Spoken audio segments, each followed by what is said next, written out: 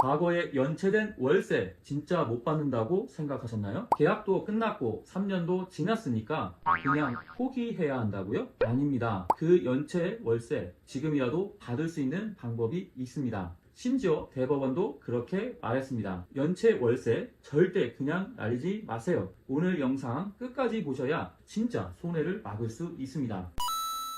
안녕하세요. 의뢰인의 재산을 지키는 든든한 법률 파트너, 부동산 전문 변호사, 법률사무소 정금의 박승배 변호사입니다. 오늘은 많은 임대인분들이 헷갈려 하시는 주제, 바로 과거에 연체된 월세 계약갱신 이후에도 받을 수 있을까에 대해 다뤄보겠습니다. 단순히 법 조문만 들이대는 것이 아니라 실제로 법원이 어떻게 판단했는지, 임대인이 어떻게 대응하였는지 실무적인 부분까지 꼼꼼히 알려드릴게요. 먼저 핵심부터 말씀드리자면, 월세를 연체해도 계약이 계속 이어지고 있었다면 그 돈을 나중에라도 받을 수 있습니다. 물론 조건은 있어요. 오늘 영상 보시고 그 조건이 뭔지, 어떻게 대비해야 하는지 확실히 이해할 수 있습니다. 기본적으로 차임채권, 즉 월세 받을 권리는 단기 소멸시효라는 개념이 적용됩니다. 민법상 3년이에요. 쉽게 말해 월세를 못 받은 지 3년이 지나면 법적으로는 소멸된 걸로 본다는 뜻이죠. 그런데 임대차 현실은 단순하지 않습니다. 상가든 주택이든 대부분 1년, 2년 단위로 계약이 반복적으로 갱신됩니다. 임차인이 큰 문제를 일으키지 않은 이상 오랫동안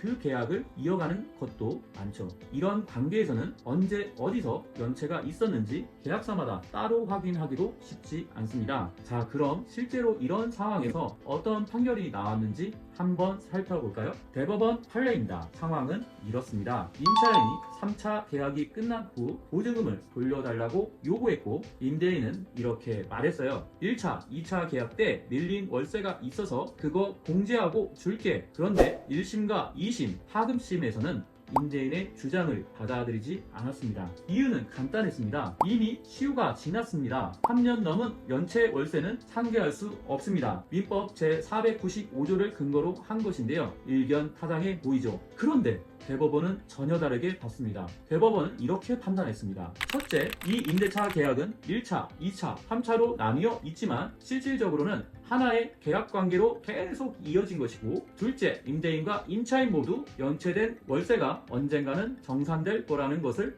알고 있었다는 겁니다. 즉, 계약이 단절된 게 아니라 계속 유지되고 있었고, 당사자 사이에서도 이 월세는 나중에라도 정리될 거야 라는 암묵적인 인식이 있었다는 거죠. 그래서 시효가 지났더라도 그 월세를 공제할 수 있다는 판결을 내렸습니다. 이 판례가 중요한 이유는 단지 법리적 해석의 문제를 넘어서 실무에 엄청난 영향을 미치기 때문입니다. 임대차 계약은 단지 종이 한 장으로 끝나는 것이 아닙니다. 임대인과 임차인 사이의 관계, 계약의 연속성, 금전거래의 흐름, 이 모든 게 판단의 기준이 될 수 있다는 걸 보여준 겁니다. 자, 그럼 여기서 우리 실무에서 어떻게 대비해야 하느냐가 중요하겠죠. 가장 핵심적인 포인트는 바로 이겁니다. 계약갱신 전에 반드시 연체금 문제를 정산해야 한다는 것입니다. 연체된 월세가 있다면 계약서에 그 사실을 명확히 기재하고 임차인으로부터 서명까지 받아두세요. 그리고 가능하면 이 연체금은 보증금에서 공제한다는 내용을 계약서 안에 포함시키는 겁니다. 그냥 구두로 나중에 정산하자 하면 절대 안 됩니다. 임차인이 나중에 입장을 바꾸거나 기억을 못하거나 심지어 계약서에 그런 내용 없다면 무조건 분쟁으로 갑니다. 또 하나, 단순히 계약서만 새로 쓰는 식으로 갱신하는 건 위험할 수 있어요. 법률관계 자체를 새롭게 정리하는 방식으로 계약을 갱신해야 향후 문제가 생겼을 때 법적으로도 보호받을 수 있습니다.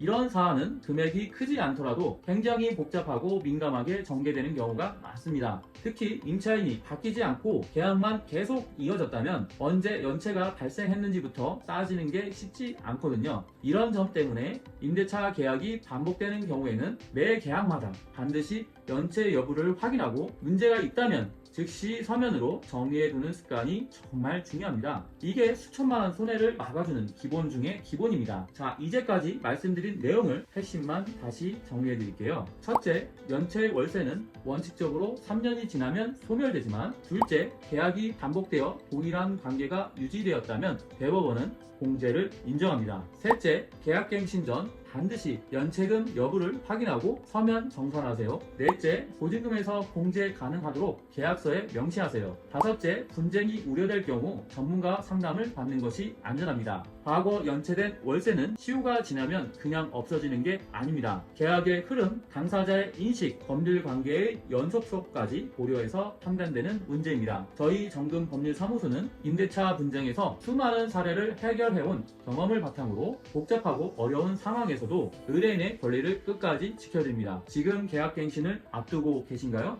예전에 연체된 월세가 걱정되시나요? 고민 마시고 전문가와 함께 정확하게 정리해 보시길 원합니다. 오늘 영상이 도움이 되셨다면 좋아요와 구독, 알림 설정까지 꼭 부탁드립니다. 더 많은 실무 꿀팁, 정확한 법률 정보로 다시 찾아뵙겠습니다. 감사합니다.